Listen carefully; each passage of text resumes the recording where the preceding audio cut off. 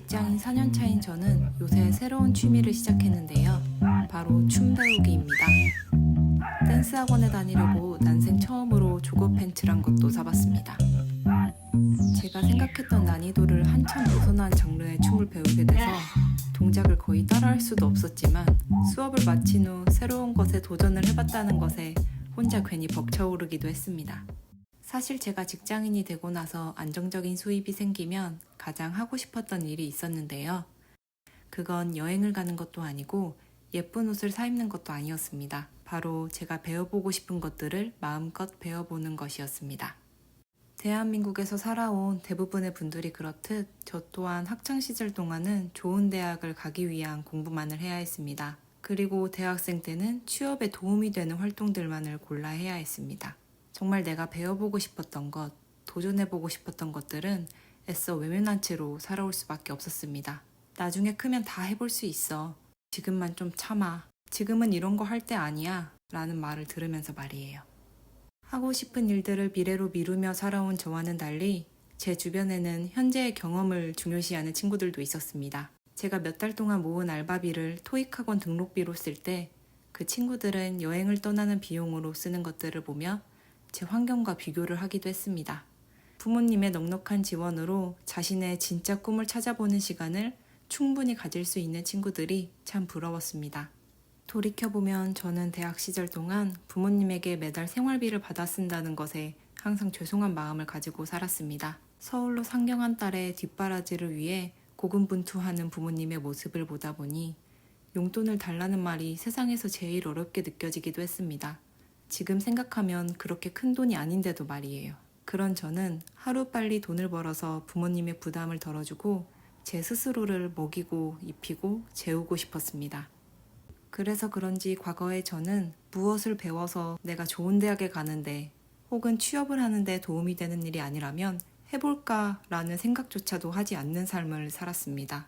그런 삶을 살아왔기 때문에 저는 제가 좋아하는 일이 무엇인지 모르는 사람이 되었습니다. 다양한 경험을 해봤어야 저에게 맞는 일이 무엇인지 알 텐데 남들이 정해놓은 정규 코스만을 착실하게 밟아온 인간으로서 제 경험의 폭은 좁디 좁을 수밖에 없었으니까요. 그래서 30이 된 지금도 아직 저의 꿈을 발견하지 못했습니다. 단순히 돈을 얼마 벌고 싶다는 것보단 평생 제가 즐기며 할 수 있는 일이 무엇일까 매일매일을 고민하며 살고 있습니다. 어릴 때 못 해봤던 다양한 것들을 이제라도 경험해보고 배워야겠다고 생각하면서요. 그래서 저는 갑자기 다시 대학에 다니기로 결심했습니다. 여러분의 머릿속에 떠오른 그런 대학은 아니고 방송통신대에 3학년으로 편입을 하게 되었습니다. 컴퓨터 과학과를 등록했는데요. 저는 공대를 나왔지만서도 수학에 소질이 없는 사람으로서 가히 무리수를 던진 도전이라고 할 수 있습니다. 그런 사람이 왜 컴퓨터 과학을 선택한 거냐고 물으신다면 아무래도 요새 컴퓨터 분야가 핫하다 보니 또 제가 컴퓨터 과학에 소질이 있는 사람일지도 모른다는 생각이 들었기 때문입니다. 제가 또 남들이 좋다고 하는 건 다 해봐야 직성이 풀리는 성격이기도 하고요. 그러면 유튜브나 무료 강의 사이트를 통해서 공부하면 되지 굳이 왜 돈을 써가며 대학 과정을 등록했냐라고 물으실 수도 있는데요. 저는 30년을 시험공화국에서 자라온 대한민국 국민으로서 시험을 보고 점수를 받지 않으면 공부를 할 수 없는 병에 걸렸기 때문입니다. 유튜브를 보고 공부하는 건 도저히 의지가 생기지 않았달까요? 그래서 돈을 쓰면 공부를 하지 않을까라는 이상한 사고회로가 돌아가 버렸습니다. 대학 공부는 손을 뗀 지 4년이 흘렀는데 다시 시작하려고 하니 잘할 수 있을까 걱정이 됩니다. 등록금을 납부하고 책도 사느라 40만 원이 넘는 돈을 썼기 때문에 우선 걱정은 집어치우고 강의를 열심히 들어야겠습니다. 이렇게 배우고 싶은 것에 마음껏 월급을 탕진할 수 있는 직장인이지만 요즘 대학생 때와는 다른 고민의 결들이 제게 생기는 것 같습니다. 부모님의 건강, 치솟는 집값, 노후 준비 같은 것들이요. 어제는 월급을 받은 기념으로 엄마와 외식을 했는데요. 깜짝 놀랄 일이 있었습니다. 얘기를 나누며 오랜만에 엄마 스마트폰을 봤는데 글씨 크기가 너무 커져 있더라고요. 우리 엄마도 이제 나이가 들어가는구나 싶었습니다. 언제까지고 건강한 모습으로 제 곁에 있어줄 수는 없을 거라는 생각이 드니까 부모님의 건강과 노후가 현실적인 문제로 다가옴을 느꼈습니다.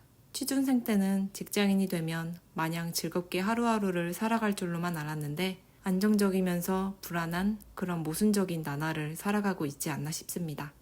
어쩌면 이 불안정한 마음 덕분에 제가 끊임없이 무엇을 시도할 수 있지 않나 싶습니다. 새로운 취미, 새로운 공부, 새롭게 시작한 유튜브 같은 것들을요. 무언가를 해야만 할 것 같아서 그러지 않으면 도태돼 버리고 말 것 같은 불안감이 역으로 저에게 좋은 기회를 만나게 해주는 것 같습니다. 솔직히 불안함을 잠재울 수 있는 가장 좋은 방법은 누워서 넷플릭스 보기가 아닐까.